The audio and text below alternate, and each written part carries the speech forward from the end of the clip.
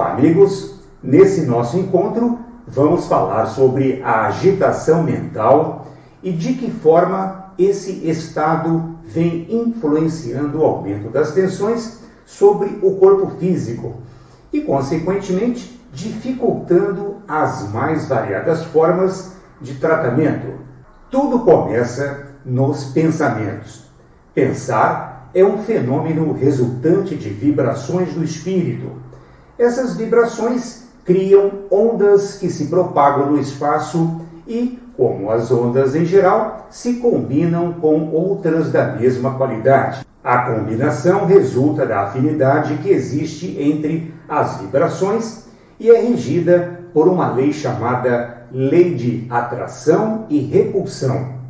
Essas ondas carregam os sentimentos que geraram o pensamento e se mantêm ligadas ao emissor enquanto perdurar aqueles sentimentos. Nesse intento, vale ressaltar que quanto mais elevados forem os nossos sentimentos, maior será o nível de saúde mental, física e espiritual que iremos manifestar. Ao nos ligarmos mentalmente a pessoas ou situações que nos inspirem pensamentos de desequilíbrio, desconfiança, insegurança, desesperança, maledicência, entre outros, entraremos em sintonia com os sentimentos que elas nutrem, com repercussões em nós mesmos.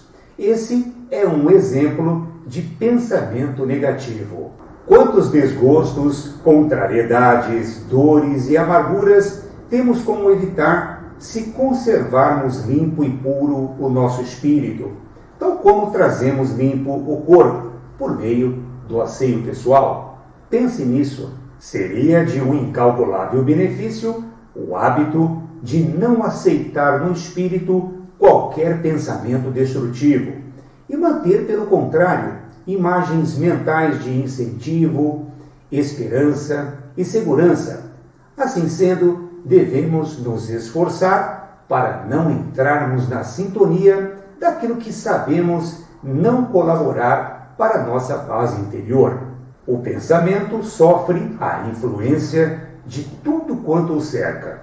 O homem é, sobre o ponto de vista espiritual, o reflexo, o espelho e o eco da sociedade em que vive. Nesse sentido, torna-se fundamental avaliarmos, sobre a ótica da razão, as circunstâncias que nos envolvem, de modo a criar uma blindagem mental a fim de não permitir o envolvimento daquilo que não nos diz respeito ou que sabemos poder nos fazer mal. O isolamento, o silêncio e a solidão representam uma necessidade vital para o espírito. Sem estes elementos, não há pensamento e, portanto, não existe alma, visto que, no dizer de Descartes, a essência da alma é o pensamento. Um hábito pode se transformar em um vício. Assim sendo, precisamos impor a nossa força de vontade a fim de não permitirmos pensamentos viciosos e padronizados interferirem na nossa saúde. Nesse caso, precisamos pensar no que pensar. E a melhor forma para isso acontecer é usarmos de nossas capacidades para ocupar bem o tempo e desenvolver coisas produtivas para encontrarmos paz de espírito. É dessa forma que vamos também equilibrando o nosso corpo físico e acalmando as suas vibrações. Uma mente inquieta pode trazer muitos prejuízos. Ocorre que, se não estivermos focados em uma tarefa realmente produtiva, vamos acabar permitindo que um turbilhão de pensamentos desconexos abracem e interfiram na qualidade de nossa saúde mental. Através desse padrão acelerado, o corpo físico certamente vai se ressentir e refletir sobre o nosso estado de ânimo. O corpo físico é uma espécie de filtro de tudo aquilo que passa pela nossa mente. Assim sendo, precisamos conter uma demanda mental que de nada pode colaborar para a nossa saúde. A melhor maneira de se fazer isso é se ocupando com a própria vida, procurando nos dedicar aos próprios afazeres e mantendo um olhar criterioso para estar sempre se questionando se de fato estamos fazendo o melhor diante daquilo que de fato nos compete. Todos nós, de alguma forma, somos assolados por ideias e pensamentos excessivos, ao ponto de chegar a perder o foco e gerar ansiedade. Esse estado pode despertar, por exemplo, um processo cognitivo conhecido na psicologia por ruminação, que é caracterizado por pensamentos e imagens intrusivas e repetitivas. O uso da inteligência emocional pode funcionar como um mecanismo para a diminuição dos pensamentos descontrolados e ruminação relacionados a uma mente inquieta. Os pesquisadores Peter Salovey e John Mayer cunharam pela primeira vez o termo inteligência emocional, no ano de 1990. Eles descreveram que a inteligência emocional deve ter 4 habilidades distintas: percepção de emoções, uso de emoções, compreensão de emoções e gerenciamento de emoções. Afirmam ainda que pessoas emocionalmente inteligentes são mais capazes de processar e assimilar suas emoções, facilitando as suas respostas adaptativas aos acontecimentos. Quando tentamos evitar as emoções negativas, o que pode resultar é que ela achará outro meio de dar vazão, como a repetição de padrões negativos, compulsões e até mesmo pensamentos inquietos e ruminação, todos eles comuns a uma mente inquieta. Alguns fatores são determinantes para criar um estado de agitação mental e afetar o corpo físico.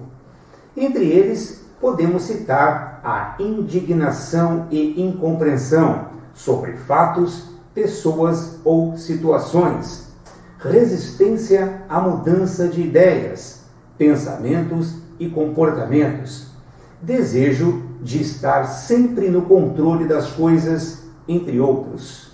Pensar ou se preocupar demais pode apontar, segundo os especialistas, a presença de problemas psiquiátricos como a ansiedade, transtorno afetivo bipolar, transtornos de déficit de atenção e hiperatividade, que pode culminar em estados de angústia, depressão ou pânico.